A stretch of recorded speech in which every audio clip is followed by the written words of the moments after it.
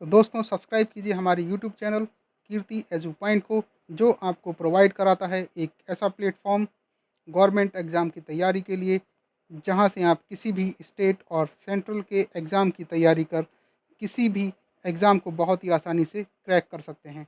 जी हाँ दोस्तों, मैं हूं दीपक कुमार और आप देख रहे हैं हमारा यूट्यूब चैनल कीर्ति एजू पॉइंट। दोस्तों आपसे हमारा विनम्र निवेदन है कि आप हमारे वीडियो को बिना स्किप किए हुए पूरा देखें, क्योंकि प्रत्येक प्रश्न अपने आप में बहुत ही महत्वपूर्ण है और एक एक क्वेश्चन आपको आपके एग्ज़ाम में सफलता की सीढ़ी चढ़ा सकता है। क्योंकि हो सकता है जिस एक क्वेश्चन को आपने स्किप किया हो और वही क्वेश्चन आपके एग्ज़ाम में आ गया हो, इसलिए बाद में पछताने से अच्छा है कि आप किसी भी प्रश्न को बिना स्किप किए हुए और उसको फुल डिस्क्रिप्शन के साथ सुने और इम्पोर्टेंट फैक्ट्स को नोट करते जाएं। हमारी पूर्ण निष्ठा आपको आपके प्रत्येक एग्ज़ाम में क्वालिफाई कराने की है, इसलिए आप भी अपनी पूर्ण निष्ठा के साथ वीडियो को एंड तक देखें, क्योंकि हम आपके लिए और आपकी सफलता के लिए प्रतिबद्ध हैं। तो आइए बिना समय गंवाए हुए हम शुरू करते हैं अपना आज का सेशन। मानव रक्त परिसंचरण तंत्र पार्ट 3, यानी कि blood circulation system part 3।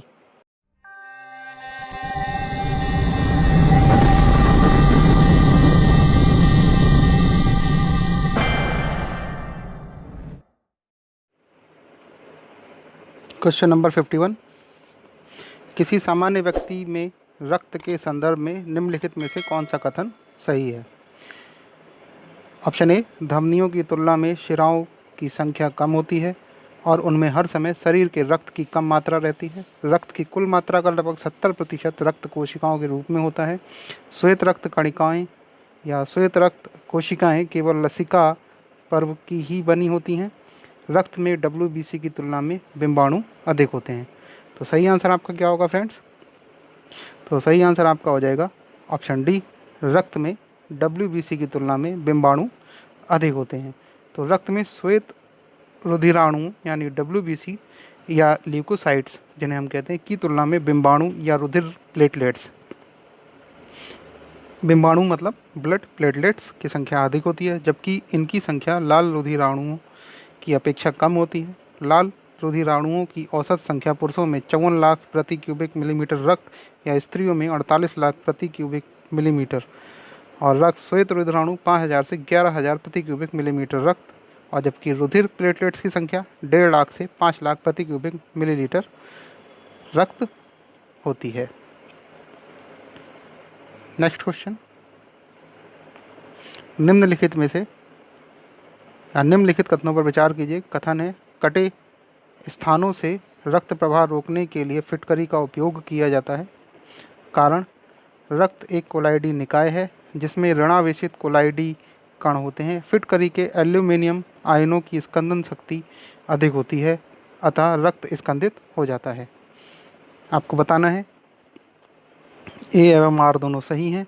R A की सही व्याख्या करता है। ए एवं आर दोनों सही हैं, परंतु आर ए की सही व्याख्या नहीं है। ए सही है लेकिन आर गलत है। ए गलत है परंतु आर सही है। तो सही आंसर आपका होगा इसमें ऑप्शन ए, यानी कि आपका जो है रक्त एक कोलाइडी निकाय है जिसमें ऋणावेशित कोलाइडी कण होते हैं। फिटकरी के एल्यूमिनियम आयनों की स्कंदन शक्ति अधिक होती है, अतः रक्त स्कंदित हो जाता है, यानी कि कारण आर सही है। और जो इसका कथन है, कटे स्थानों से रक्त प्रवाह रोकने के लिए फिटकरी का उपयोग किया जाता है, ये भी सही है। तो फिटकरी क्या है? एक रंगहीन क्रिस्टलीय पदार्थ है और फिटकरी में उपस्थित एल्यूमिनियम आयनों की इस अधिक स्कंदन शक्ति के कारण यह रक्त प्रवाह रोकने के लिए प्रयोग की जाती है। नेक्स्ट क्वेश्चन थोड़ा जल्दी जल्दी देखेंगे क्योंकि क्वेश्चंस थोड़े ज़्यादा हैं। हालांकि 25 क्वेश्चंस ही हैं, लेकिन तब भी थोड़ा सा जल्दी देखेंगे हम। वयस्क पुरुषों में RBC की सामान्य संख्या होती है, यानी कि जो वयस्क पुरुष होते हैं उनमें RBC की सामान्य संख्या कितनी होती है? तो इसका सही आंसर होगा 5 मिलियन, यानी कि ऑप्शन बी इसका सही आंसर हो जाएगा। नेक्स्ट क्वेश्चन देखते हैं। एक हल्के पीले रंग का गाढ़ा तरल पदार्थ है जो रक्त के आयतन का लगभग 55% होता है। ऑप्शंस हैं प्रद्रव्य, संगठित संरचनाएं, रक्त समूह, रक्त स्कंदन। तो सही आंसर आपका हो जाएगा इसमें प्रद्रव्य। ठीक है, नेक्स्ट क्वेश्चन देखते हैं। लाल रक्त कणिकाओं का औसत जीवन काल लगभग कितने समय का होता है? 100 से 200 दिन, 100 से 120 दिन, 160 से 180 दिन, 150 से 200 दिन। तो सही आंसर आपका हो जाएगा इसमें फ्रेंड्स ऑप्शन बी, यानी कि 100 से 120 दिन। नेक्स्ट क्वेश्चन, लाल रुधिर कणिकाएं बनती हैं, कहाँ बनती हैं? तो लाल रुधिर कणिकाएं मैं पहले ही बता चुका हूँ, इसका ऑप्शन बी सही होगा। लाल रुधिर कणिकाएं जो हैं अस्थि मज्जा में बनती हैं। नेक्स्ट क्वेश्चन, निम्नलिखित में से कौन मानव शरीर के विभिन्न अंगों का ऑक्सीजन वाहक है? तो बताना है कौन है। लाल रक्त कोशिकाएं, श्वेत रक्त कोशिकाएं, प्लाज्मा या तंत्रिकाएं। तो सही आंसर आपका होगा ऑप्शन ए, लाल रक्त कोशिकाएं। ज़्यादातर का डिस्क्रिप्शन में पहले ही दे चुका हूं, इसलिए अगर आपको डिस्क्रिप्शन में ही देखना हो तो पहले का वीडियो आप देख सकते हैं। यहाँ पर हम सिर्फ आंसर बताते चल रहे हैं आपको, इसलिए सिर्फ अभी आंसर पे ही फोकस कीजिए, क्योंकि क्वेश्चन बहुत ज़्यादा है और समय थोड़ा कम है, इसलिए आपको बहुत ही ध्यानपूर्वक देखना है और थोड़ा जल्दी भी देखना है। नेक्स्ट क्वेश्चन है, अधिक ऊंचाई पर मानव शरीर में लाल रक्त कणिकाएं आकार में बड़ी हो जाएंगी, आकार में छोटी हो जाएंगी, संख्या में बढ़ जाएंगी या संख्या में घट जाएंगी? तो सही आंसर आपका क्या होगा इसमें ऑप्शन सी, संख्या में बढ़ जाएंगी। नेक्स्ट क्वेश्चन,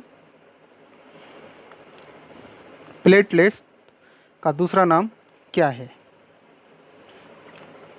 प्लेटलेट्स से सभी आप लोग सभी जानते होंगे, ठीक है। तो इसका हमें दूसरा नाम बताना है कि इसका दूसरा नाम क्या होता है। तो इसका आंसर है सही थ्रोम्बोसाइट, यानी कि ऑप्शन डी इसका सही आंसर हो जाएगा। नेक्स्ट क्वेश्चन, रक्त में आरबीसी के बढ़ने से कौन सी स्थिति बन जाती है? अगर रक्त में आरबीसी बढ़ जाए तो कौन सी स्थिति बन जाती है? बताया जा चुका है पहले ही, तो इसका ऑप्शन सी सही हो जाएगा, यानी कि पॉलीसाइथेमिया नामक रोग हो जाता है अगर आरबीसी बढ़ जाती है शरीर में, ठीक है। नेक्स्ट क्वेश्चन, हीमोग्लोबिन क्या होता है? अब बताना हीमोग्लोबिन क्या होता है, प्रोटीन, कार्बोहाइड्रेट, वसा या विटामिन? तो हीमोग्लोबिन एक प्रोटीन होता है, ठीक है। नेक्स्ट क्वेश्चन देखते हैं, हीमोग्लोबिन निम्नलिखित में से किसका महत्वपूर्ण घटक है? लाल रुधिर कोशिकाएं, श्वेत रुधिर कोशिकाएं, पट्टिकाणु या जीवद्रव्य? जीवद्रव्य यानी कि प्लाज्मा। तो हीमोग्लोबिन जो है लाल रुधिर कोशिकाओं का महत्वपूर्ण घटक है, यानी ऑप्शन ए इसमें सही हो जाएगा। नेक्स्ट क्वेश्चन, रक्त में हीमोग्लोबिन एक सम्मिश्र प्रोटीन है जिसमें भरपूर मात्रा में पाया जाता है। क्या पाया जाता है इसमें? लोहा, रजत, तांबा या स्वर्ण? तो इसका आंसर होगा लोहा, यानी कि ऑप्शन ए इसका सही आंसर होगा। यानी रक्त में हीमोग्लोबिन का एक सम्मिश्र प्रोटीन होता है जिसमें भरपूर मात्रा में लोहा पाया जाता है। नेक्स्ट क्वेश्चन, रक्त धारा में ऑक्सीजन ले जाने वाला प्रोटीन होता है। तो रक्त धारा में जो ऑक्सीजन को ले जाता है वो कौन सा प्रोटीन होता है? सही आंसर हो जाएगा इसका ऑप्शन सी, हीमोग्लोबिन। तो हीमोग्लोबिन जो है रक्त धारा में ऑक्सीजन को ले जाता है। नेक्स्ट क्वेश्चन, सभी बहुत ही महत्वपूर्ण क्वेश्चन है, किसी न किसी एग्जाम में पूछे गए हैं और नहीं पूछे गए हैं तो आगामी एग्जाम में पूछे जाने की पूरी संभावना है, इसलिए वीडियो को ध्यान से देखते रहें। हीमोग्लोबिन की अधिकतम बंधुता होती है। तो हीमोग्लोबिन की अधिकतम बंधुता कितनी होती है? ऑक्सीजन के लिए, कार्बन डाइऑक्साइड के लिए, कार्बन मोनोऑक्साइड के लिए या नाइट्रोजन के लिए? तो इसका आंसर आपका हो जाएगा कार्बन मोनोऑक्साइड के लिए, यानी कि ऑप्शन सी इसका सही आंसर हो जाएगा। नेक्स्ट क्वेश्चन, निम्न में कौन मनुष्य में श्वसन रंजक है? Haemocyanin, haemerythrin, beta carotene, haemoglobin? तो सही आंसर आपका हो जाएगा option D, haemoglobin. Next question, रक्त में श्वेत कणों का मुख्य प्रयोजन क्या है? बताया जा चुका है, कई बार ये क्वेश्चन आया है ऊपर, ठीक है, दोबारा से रिपीट हो गया है और लेकिन ये घुमा करके पूछा गया है कि रक्त में श्वेत कणों का मुख्य प्रयोजन क्या है? तो वो है ऑक्सीजन को ले जाना है, यानी ऑप्शन सी इसका सही आंसर हो जाएगा। नहीं सॉरी, श्वेत रक्त कण है वो लाल रक्त कणों का है ऑक्सीजन ले जाना। इसका सही आंसर होगा संक्रमण से संघर्ष करना। श्वेत कण मतलब WBC, ठीक है। तो रक्त में श्वेत कणों का मुख्य प्रयोजन क्या है? संक्रमण से संघर्ष करना। जो मैं इसको लाल रक्त समझ बैठा था, तो लाल रक्त का काम है ऑक्सीजन को ले जाना, और इसका जो होगा वो होगा श्वेत कणों का संक्रमण से संघर्ष करना, ठीक है। नेक्स्ट क्वेश्चन, कंफ्यूज होने की ज़रूरत नहीं है, बहुत ही आराम से ध्यानपूर्वक। सबसे बड़ा श्वेत रुधिराणु है, तो सबसे बड़ा श्वेत रुधिराणु कौन सा है? वो है एक केंद्र काणु यानी कि मोनोसाइट। मोनोसाइट जो है सबसे बड़ा श्वेत रुधिराणु होता है। नेक्स्ट क्वेश्चन, जब कोई बाहरी पदार्थ मानव रुधिर प्रणाली में प्रविष्ट करता है तो प्रतिक्रिया कौन प्रारंभ करता है? लाल रुधिर कणिकाएं, श्वेत रुधिर कणिकाएं, रुधिर बिंबाणु, जीवद्रव्य यानी कि प्लाज्मा, कौन करता है इनमें से? तो सही आंसर आपका होगा ऑप्शन बी, श्वेत रुधिर कणिकाएं, क्योंकि ये आपकी क्षमता को बढ़ाता है बाहर से आने वाले वायरसेस से लड़ने के लिए, ठीक है। नेक्स्ट क्वेश्चन, रोग प्रतिकारकों को उत्पन्न करने वाला सेल कौन सा है? तो वो होगा, आपको पता होना चाहिए, अभी बताया था, वो है लिम्फोसाइट, जिसे हम वाइट ब्लड सेल्स भी कहते हैं, ठीक है। तो ऑप्शन सी इसका सही आंसर होगा। नेक्स्ट क्वेश्चन, एड्स के विषाणु किसे नष्ट कर देते हैं? न्यूट्रोफिल को, बेसोफिल को या लिम्फोसाइट को? तो सही आंसर आपका होगा ऑप्शन सी, लिम्फोसाइट को एड्स के विषाणु नष्ट कर देते हैं। नेक्स्ट क्वेश्चन, जिस पदार्थ का निवेश किसी जीवित जीव में कर देने पर वह प्रतिरक्षियों के उत्पादन को प्रेरित करता है उसे कहते हैं? कैंसर रंजन, पुंजन, प्रतिजन या आइस्ट्रोजन? तो सही आंसर आपका होगा इसमें ऑप्शन सी, प्रतिजन यानी कि एंटीजन। यानी कि एंटीजन जो है जिस पदार्थ का निवेश किसी जीवित जीव में होता है तो उसको प्रतिरक्षी उत्पादन करने के लिए करता है। कौन करता है? प्रतिजन करता है। नेक्स्ट क्वेश्चन देखते हैं, रुधिर में प्लाज्मा में निम्नलिखित में से किसके द्वारा एंटीबॉडी निर्मित होती है? मोनोसाइट, लिम्फोसाइट, डाइसिनोफिल या न्यूट्रोफिल?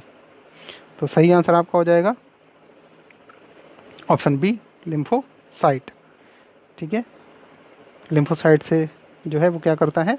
एंटीबॉडी को निर्मित करने का काम करता है। नेक्स्ट क्वेश्चन, किसकी मौजूदगी के कारण शरीर के भीतर रक्त जमता नहीं है?